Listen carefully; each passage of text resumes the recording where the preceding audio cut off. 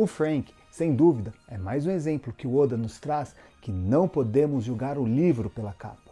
Afinal, quando você vê um brutamonte desse tamanho, o que você pensa? Que ele é um cara insensível, durão ou mesmo do mal? No entanto, a gente sabe que não é bem assim. Lá em Punk Hazard, ele acolhendo as crianças e brincando de robô, ou com os tontakas, nos mostra justamente o contrário, que ele é um cara sensível. E sem contar o seu histórico trágico na infância, que ele vai parar no lixão, todo mundo tendendo a achar que ele é um marginal. No entanto, o Tom o recolhe, o acolhe e se torna como um de seus principais discípulos, herdando o projeto da Pluton. E também esse conhecimento que ele herdou sendo super necessário para que os Mugiaras consigam atingir seus objetivos. É afinal que é com Sunny que eles conseguem passar pelas peripécias da Grand Line e do Novo Mundo.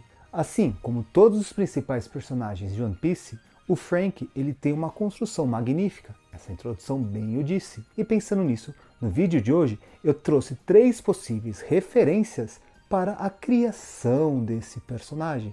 E tenho certeza que a terceira vai te surpreender. No entanto, antes de continuar a chamada, eu sou André Gussi e esse é o Entreter e Conhecer. E após a vinheta, vamos para o conteúdo de hoje.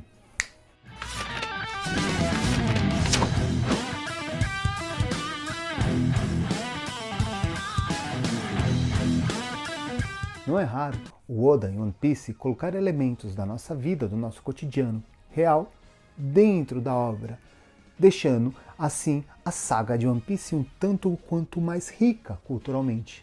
E se tornou um desafio para mim tentar decifrar quais são esses enigmas que ele coloca. Muito deles ele responde lá no Sempre é Bom Saber, no mangá. No entanto, eu não tive a oportunidade de ler todos. E alguns eu vou descobrindo assim, pesquisando, na raça. E o do Frank é um desses exemplos, que eu trouxe 3 possíveis referências. E sem mais delongas, vamos aqui para a primeira. É claro! Desde a primeira vez que eu vi, não consigo tirar da cabeça o Robocop. Sim, aquele filme da década de 80, onde tem um ciborgue e tal.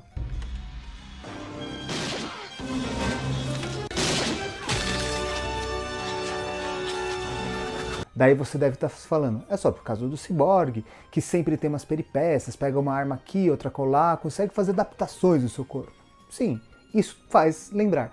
No entanto, o Murphy, que é o personagem lá do Robocop, ele é um cara extremamente sensível. E o Frank é o também. Então, aqui está a primeira referência de um ciborgue que sempre adapta seu corpo, extremamente sensível, mas pensando bem, Robocop aqui no Brasil, devido a Mamonas Assassina, não pega muito bem. Uma vez que tem aquela música, o Robocop gay, eu sei. Será que isso aplica ao seu Frank? Nossa, tira do ar, pelo amor de Deus. Eu confesso que antes de fazer a pesquisa desse roteiro, eu jurava que a principal referência do Frank era a obra Frankenstein. Talvez você pode pegar o nome, né? Frankenstein. Por quê? Qual que é a história do Frankenstein?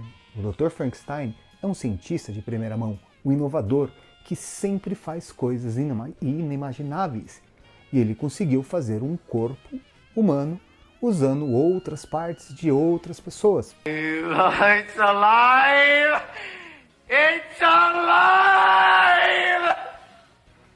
Criando uma aberração, vamos assim dizer. E aqui é justamente o Frank. Ele consegue ser ao mesmo tempo o Dr. Frankenstein, aquela pessoa engenhosa, e também o monstro em si. Por quê?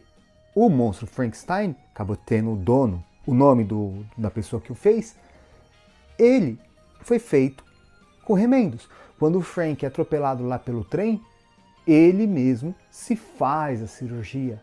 E sem contar que o Frankenstein também tem essa característica de ser o brutamonte, todo mundo achar que é um monstro, mas ele tem um bom coração. Ele faz as coisas terríveis na obra porque o pré-julgam e acabam fazendo atrocidades com o seu criador, com o doutor em si.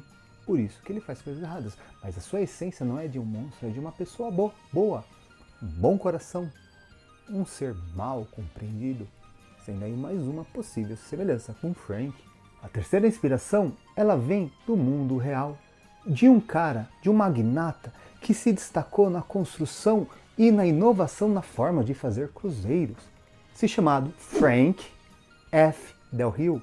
Pegou a referência? Olha isso, gente. Se não tá nítido o nome dele aqui. Esse Frank Del Rio é conhecido por ser um cara inovador.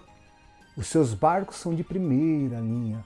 Então, muitas pessoas que já andaram no cruzeiro dele, eu nunca tive oportunidade ainda, mas quem sabe um dia, elas alegam que desde o momento que eles pisam nesse barco, eles veem tudo uma harmonia. Não basta ter um barco para te manter salvo no mar, mas sim com todo o conforto, com toda a pompa, pensado nos mínimos detalhes. E olha o que o Frank faz com o Sunny. Será que é a mesma coisa? O Sunny é simplesmente um barco super potente e várias formas de navegar pelos mares mais diversos possíveis? Ou ele sempre tem algumas características assim que dá um certo conforto?